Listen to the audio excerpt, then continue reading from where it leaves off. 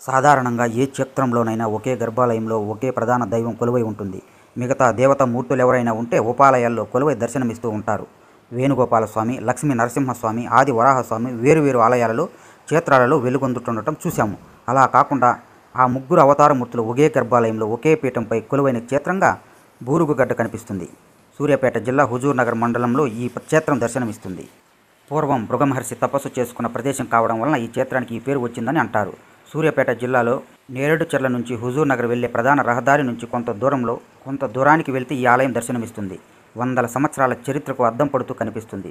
పొడవైన ప్రాకార మండపాలతో సువిశాలమైన ప్రదేశంతో అలనాటి వైభవానికి ఈ ఆలయం నిదర్శనంగా నిలిచినట్టు కనిపిస్తుంది. కాకతీయుల కాలంలో స్థానిక అధికారులైన సత్రం బొల్లమరాజు దేవకి పుత్రదాసు ఈ ఆలయాన్ని నిర్మించినట్లు అక్కడ శాసనాలను బట్టి తెలుస్తోంది. హనుమంతుడు క్షేత్రపాలకుడిగా ఉన్న ఈ క్షేత్రంలో ప్రధాన ద్వారాన్ని దాటుకుని లోపలికి వెళితే ఎడమ వైపున అనంత మండపం కనిపిస్తుంది.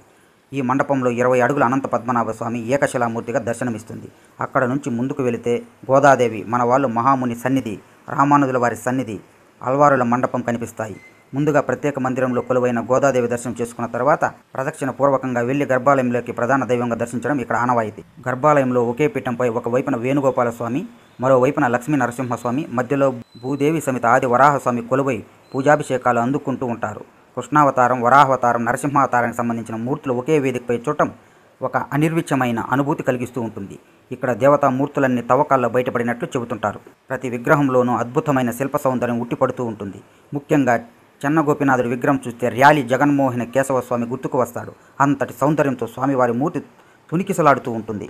సాధారణంగా ఏ ఆలయంలోనైనా గోదాదేవి అమ్మవారి మూర్తి ఓ మాదిరిగా పరిమాణంలో ఉంటుంది. కానీ ఇక్కడ అమ్మవారి మూర్తి 6 అడుగుల వరకు ఉంటుంది.